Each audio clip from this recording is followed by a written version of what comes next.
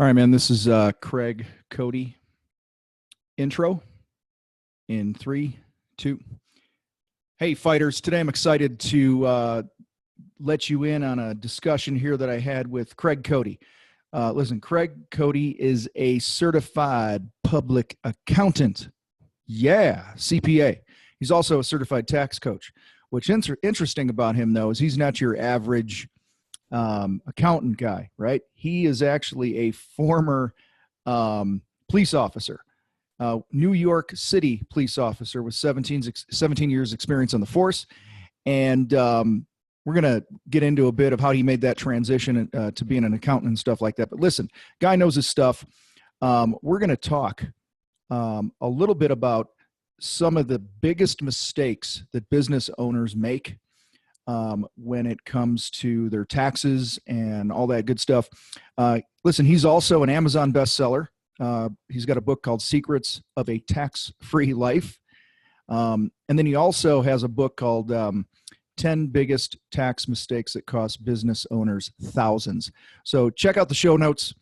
And with that being said, Craig Cody. People, they don't track their books. They don't, how do you know what you're really making? Yep. Well, cool. Not a good way to run a business. Yeah. So let's dig in. So I'll count us down to Travis here, my guy. He handles all the editing and stuff. And then what we'll do is we'll go somewhere between usually 25, 35 minutes when all shakes out here. And then what I'll do is at the end, I'll say, see you later, but just hang on the line a minute. Yep, definitely. Chat it up a bit. And then I'm pulling up my stuff here for you. And just be yourself, have fun. And I know you've done this a bunch of times, so we'll be good. Beautiful. All right, you ready? Yep, I'm good. All right, here we go. Travis, here we are with Craig Cody in 3, 2. Craig, what's going on? Welcome to the fight, man. Oh, thank you very much for having me. I'm psyched to be here today. You got a funny accent, man. Where are you from? New York. We got some guys in our coaching groups that sound just like, if I close my eyes, you sound like Alan Schul, who was he just retired from the force. Actually, that Schul name sounds familiar. Yeah. Yep. Alan and Aaron. And his wife. And they're in, I forget what town in New York, but they're up that way. So I think he was in the city and then he relocated to another town. I think. I don't know. I'm probably butchering. My kids tell me I have an accent too. So yeah. So you're obviously from New York. And, yes. And as I stated in the intro, you're a CPA and a tax coach, but you had a life before that, man. What did that look like? This is my second career. Yes. I had a good life before it. I actually retired as an NYPD lieutenant. I spent 17 years there. Before I went to join the police department, I was an economics major. So I always liked numbers. And somewhere along the way, I really got into the tax part of it and saving people money. It started with estate planning, and that kind of went out the window. And here we are now. I mean, business owners and tax planning save them a lot of money. So like when you were like arresting a perp and he was like resisting or something, did you be like, dude, chill the hell out or I'm going to whip some math out on your ass, man? Yeah, that's a good one. That's a good one. So let me ask you this. You work, how long you been doing this now?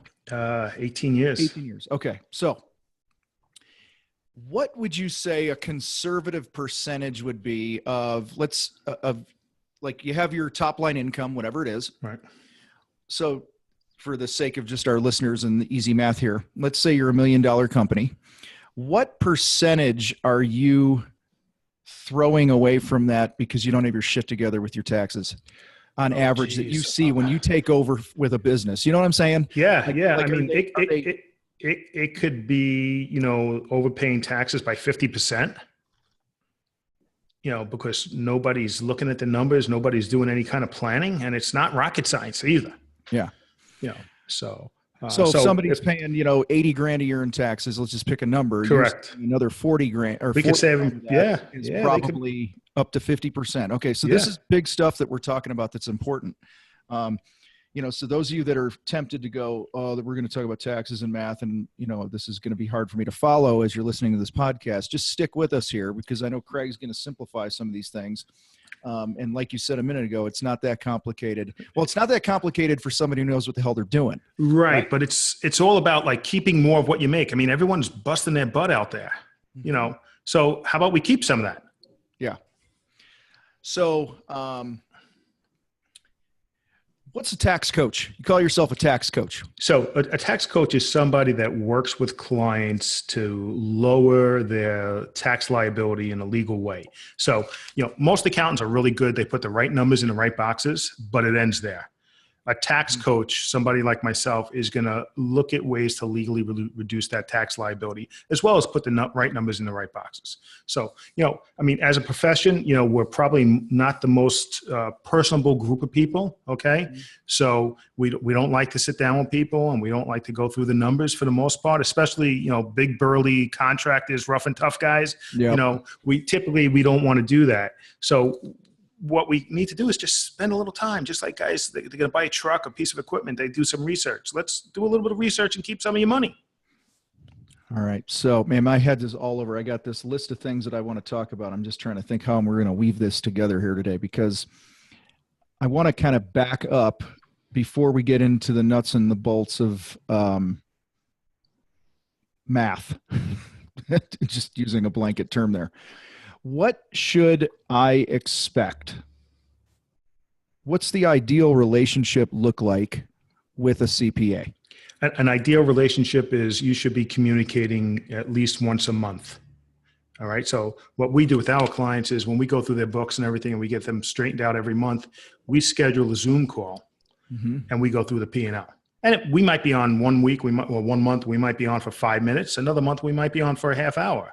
Depends on what's going on. And the more you communicate back and forth, the more you can help people. Okay. The more they tell you, what's going on. Oh yeah, I'm starting another business. Or I'm looking to, start another line of work. What's the best way to do it? But if you don't have that conversation until the following February or March, there's not a whole lot of stuff you can do. Well, and you're going to, and I'm not ripping on CPAs, but you're going to probably get less of their best focus and energy when you're waiting until February and March to ask them. You're definitely going to get a lot less of their focus and energy because, they're in a time crunch and, they just got too much work to do. And, in a short period of time, they don't have time to think about, okay, what could we do? Or what could we have done? And this is what you should do. All right. Whereas when you have that conversation every month, not only are you learning about each other and what their business is like and how to help them, but you're also making sure that they implement the things you told them to do. Mm-hmm. So how hard is implementation, right? It's, we could go to all the conferences we want, but if we don't implement, it doesn't do anything for us. So, so monthly, we should have a monthly conversation. It could be long, it could be short, whatever it is. Something you talked about earlier was a tax coach is going to help understand the goals of the business, where you want to go, and kind of help guide you and things like that. So like, I want to get super practical here. So, which is why I'm about to ask us to do this next thing. Can we role play like 2 minutes of what a conversation like that might be?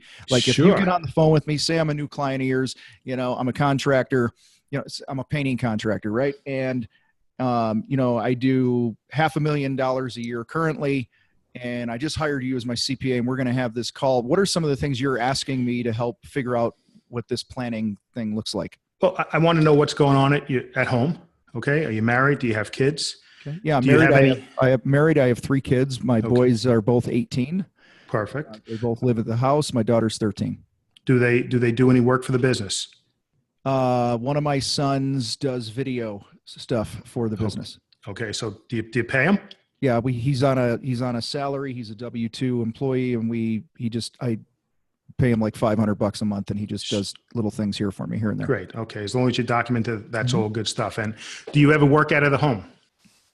Yeah. And I just got a new office here that I leased, that I'm planning on leasing for 2 years because I have a bigger plan with what we're doing. But on occasion, I'll do calls out of the home. I do, I work out of the home. Sure. Not full time anymore. If you're like most business owners that I talk to, you probably spend at least 15 hours a week answering emails, doing billing, or whatever it is from home. Do you have a home office? Do you use a home office expense on your tax return? We have the last several years, but we literally just bought a house, and part of the deal of buying this house, we downsized and didn't want to put an office in the house, which is why I have this place that I'm leasing now that's eighth of a mile from my house. Okay, but you probably have a room that you use exclusively to do any of that? No? I don't. There's an area in the basement. I sit on the couch. When I need to work at home, I sit on the couch. Well, maybe we should segregate an area out that you can use so you could work in the home office deduction. And one of the beautiful things is, do you have a gym at home? A gym? Yeah, a home gym? My garage. Okay. Do you have a pool? No. Okay, you're up in Colorado, so you might not have a pool, but do you know that you could have a home athletic facility if you have an office in your home, and then you could deduct the cost of operating, whether it's that gym or the pool, and even depreciate it? Wow, I didn't know that. Yeah. Okay. So, and once you have that home office, it also, opens up your travel from your home to your other office to be deductible. Okay. So you want to do that. My eighth of a mile walk every morning? Exactly. So, do you support any parents? Not yet, but it's probably coming. Okay. So there's some planning we could do down the road for that. Not just to put them on payroll, because that's not legitimate, but there's some planning we do for that. Do you own any real estate? Just my house right now. Okay. So, so tell me about your business. Oh, that's right. I'm a painting business. So we'll do that. So we've been in business, 2.5 years, roughly. I'm making this up right now. I'm actually rewinding back to my former life, right? Been in business 2.5 years. We just did 550,000 in revenue. We do about 100 projects a year currently, and I have 4 guys that work in the field that are all employees. And we do mainly residential painting with very light commercial. We might do an office building or something, Okay. All right, good. Repaint or something. So, are you familiar with any of the changes in the new tax law, such as the Section 199 deduction? That's qualified business income. That's going to give you like an extra 20% deduction off of your net income? No clue. Okay. So basically one of the things you heard all the thing about lowering the corporate tax rate, right? And that basically affects big businesses, not the typical small business. So what they did is they created something called qualified business income, and painters would fit into that. And what that does is, let's just say at the end of the year, you net $100,000, you'd get an extra $20,000 deduction, on your personal tax return against that 100. So that 100 turns into $80,000 worth of taxable deduction. So you can basically do some planning to make sure, number one, you maximize that and you meet the criteria for that. A lot of guys where they pay people, on 1099s and stuff like that, they have to make some changes because you need some W-2 income. So there's a lot of things. And what I would say is, as we progress through going through your bookkeeping and seeing really what's going on in your business, we'll be able to make a lot more suggestions to you that's going to help you save some money. Good stuff. So let's jump out of the role play here. Okay. So I just wanted to give people a glimpse of the types of conversations that they should be having with their CPA. I've been blessed. I've had my same bookkeeper, Gina, for 15, 16 years now, whatever it is. She's the only bookkeeper I've ever had, which is crazy because most business owners I know have like 40 of them in the same time frame. And these are this is somewhat of a conversation that I have with her on a regular basis. Like, we're on the same page with some things and all that other stuff. So, and I think what I've seen in a lot of contractors, a lot of business owners, is they're intimidated by sitting down and having this conversation, because we often don't know the lingo. Does that make sense? Like, we don't. Yeah. And like, even when you say something as simple as an additional 20% deduction or whatever it is, sometimes if we don't live in that world and speak that language every day, it takes a little while for our brain to catch up. And I'm just sharing me, like that's me. Like, I've got my own issues and things like that, and insecurities and this and that. So I want to encourage everybody to just dig in and work with somebody that you can have a conversation with this, because if they're not educating you, if they're not taking the time to really understand where you want to go, then to me, that's one sign that you're probably working with the wrong person. So, all right. Actually, this would be a good time for this question. How do I know if my CPA is good? Yeah. Because I mean, the average human being doesn't know jack about taxes. Correct. And So I would say, how do we ever know? well, most of them are good at putting, if he's a CPA, I'm going to assume he's good at putting the right numbers in the right boxes. But if he's really good, he's going to be communicating with you. All right. That's how you tell if he's really good. Does he talk to me? How often does he talk to me? If I'm only talking to him during tax season, you're leaving a lot on the table. So I think it's really all about communication. All right. So, which that was actually a pretty simple answer. I expected you to give me something more complicated, but that's good. That's what I love about this. Like, you're just like, well, just communicate. Which is kind of funny. Guys are like, hey, how can I be more profitable in the field? I'm like, hey, have a weekly meeting with your foreman. Right. How can I be a better salesperson to get my sales team going? Communicate. How can I have better relationships with my customers and less problems on the job site? Communicate. So, all right. So other ways that a business owner can use a CPA to their advantage. What are some things that come to mind? They could looking at your numbers. Where's your profitability? Where should it be? Where's your cost of goods? How about your overhead? That's a big thing. Where should it be? What are you overspending on? And based on my industry, where should my net profit be? Whether you want to do it before your salary or after your salary, if your profitability is at 10% before your salary, okay, well, you have to eat, right? Right. So we need to look at it maybe after your salary. What's a reasonable salary? Okay. Give me a story, maybe a contractor or somebody, your service business or whatever you've worked with, where it was like, within the course of a few months or a year or so, like it was a total game-changing scenario where you what, give me some. It's just, you start with that first call and you're still kind of getting used to the numbers, seeing what they're spending their money on and stuff like that. And you start giving them a little tip and, pay themselves first, which is always a good thing. Okay. And now they feel a little bit better because now they're putting a little bit of money in their pocket. Things at home are probably a little bit less stressful, right? Because they're paying themselves first. And maybe if the profit's really low at that point, it doesn't matter because they got money. They're putting money in their pocket. Then they could start addressing the different ways that they could, look to streamline some of the expenses. Are they building enough? So many times it's like you'll go through the numbers and, they're building in profit, but they're not building their salary into that. So we'll kind of say, okay, look at what your overhead is. Figure out, okay, that's X amount of dollars.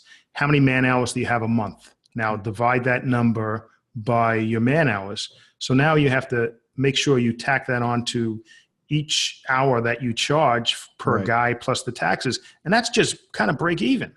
Yep. And then you want to add your salary to that. So whether we add that number into the total so it's all built into the hourly, or we add it on, but that makes a big difference. Mm. So something you said a minute ago was, hey, you got some money in your pocket, things are better at home, but maybe you're not showing a profit, or you're showing less of a profit, or however you worded it exactly. Can you share with people? I literally had this conversation not too long ago with a group that, cash flow is the lifeblood of the business, right? Yeah. And so I guarantee, I know this. I know there are guys listening to this right now that they look at their P&L and it shows, 80 grand profit, net profit at the very bottom, or whatever, 100 grand, 5 grand, whatever it is for that time period. And then they look at their bank account and it ain't jiving. They don't have, where's that 80 grand? So give us kind of that snapshot of the difference between, profit, cash flow, what a healthy business. Well, I mean, it's like you have that conversation with somebody and I made $100,000. Where is it? You know, and by having good books, then you could go and see where it is. Okay, you could see whether they took distributions. Well, you took you paid your personal credit card $100,000 so far. This is where that money went. Yeah. Okay. Or you took this trip or whatever it was, or you bought equipment. So what I think you want to get them first is making sure they're actually billing or as you charge what you're worth. All right. So you could pay your expenses and pay yourself. So that's the first conversation. And, you know, sometimes guys don't realize that, you know, who teaches this? Nobody teaches this. Okay. Guys don't realize, okay, you know, I need to figure out all my overhead, add that to my cost, and then that's my net after that. You know, whereas it's okay, I'm paying the guy, you know, $1,000 for the work, I'm getting paid $1,500, I have a $500 profit. No. What about all your overhead? What about the trucks? What about all that other stuff? So you have to get people thinking the right way. So talk to me about cash flow, because that's again, one of those things that I had a conversation with a guy the other day. I said, the most important thing that you can do right now in your business is have oxygen coming into the business every day and having deposits happening more frequently. It does you no good to have a 60, 70% gross profit project that you do one or two of those a month if you've got all these other days in between deposits in the business, because cash flow is like blood or oxygen. It's going in and out, right? It's fluid, it's moving, and money is always flowing out of the business. And so I'm just curious, what strategies, what thoughts do you have on just improving cash flow? So you got a bill. Okay. So that means you got to spend some time in the office and you got to get those bills out. It's kind of like, you know, like you said, it's like oxygen. Without that, you can't breathe. And if you don't breathe, you die. Yeah. So you got to get those bills out there. You also need to make sure you get that deposit out there. You know, nobody likes to ask for money, but you know what? You got to start doing it. If you're not doing it and you're getting paid at the end of the job, you're floating way too much money. And you got to make sure that you're, depending on the type of jobs you're doing, that you're getting paid when you should get paid. All right. So God, that's huge. Yeah. That's huge. Asking for that initial money and knowing when you're getting paid throughout the job, because you should not be financing somebody else's lifestyle. Say that one again. Should not be financing somebody else's lifestyle. You know what? Yeah. That goes in all industries. That happens across the board. You know, contractors aren't special in that regard. You know, as my coach used to say, charge what you're worth and get paid.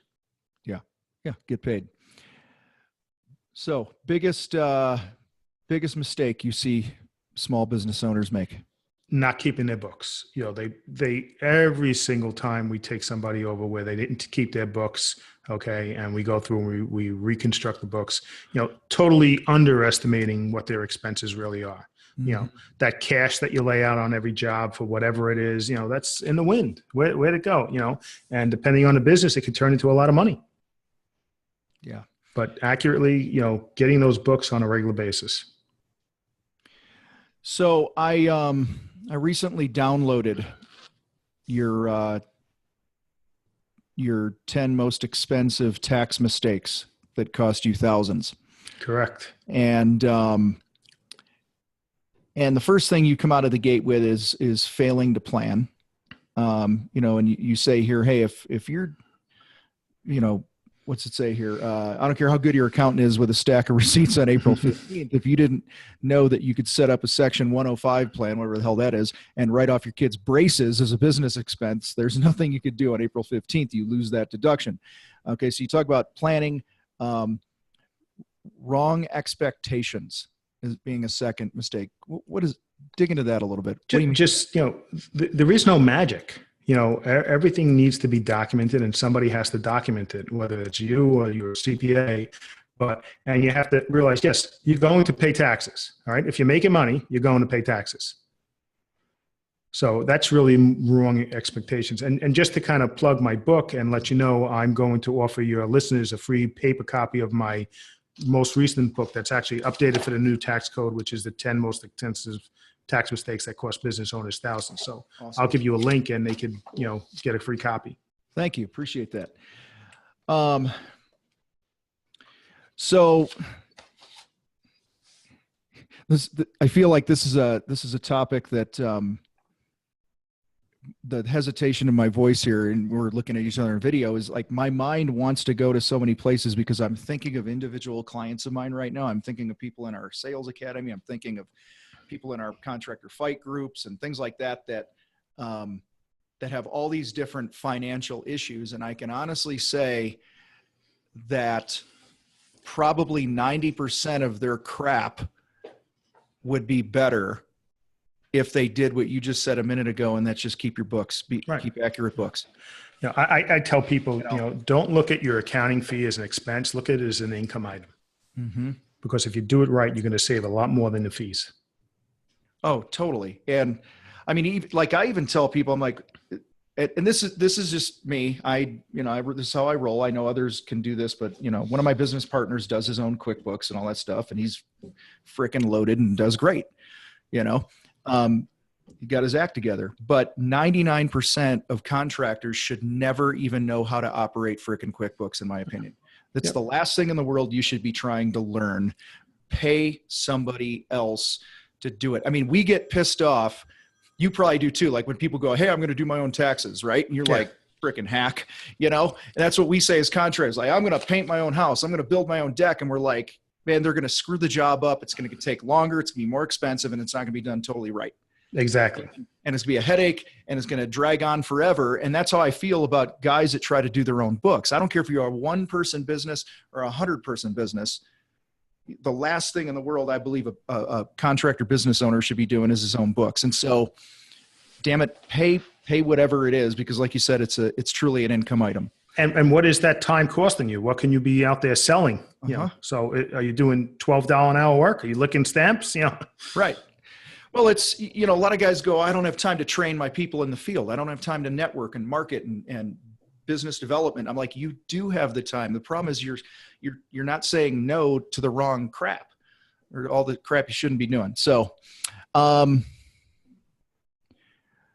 let me, what are we missing? What did we not kind of touch on a little bit here today that you think is important before we sign off? I think important, is we talked a little bit about Section 199 and have that conversation with your CPA to make sure you're set to take advantage of that. All right. And are we operating in the right entity type? Are we sole proprietor? Are we an LLC? Are we an S corporation? Are we a corporation? Trust me, I see them all. You see people operating as they're a regular C corporation, so it's double taxation, So that's a big one. Having the wrong business entity can cost you a lot of money. And I take it there's not one size fits all, because it all depends on your situation in life and where you are, and everything from kids to a home to whatever. Exactly. So, and typically what happens is, they call the attorney and he thinks an LLC is great and maybe it is great for legal liability protection, but there's no conversation with the CPA in there. And maybe then you can have the best of both worlds if you both had a little communication. Gotcha. So,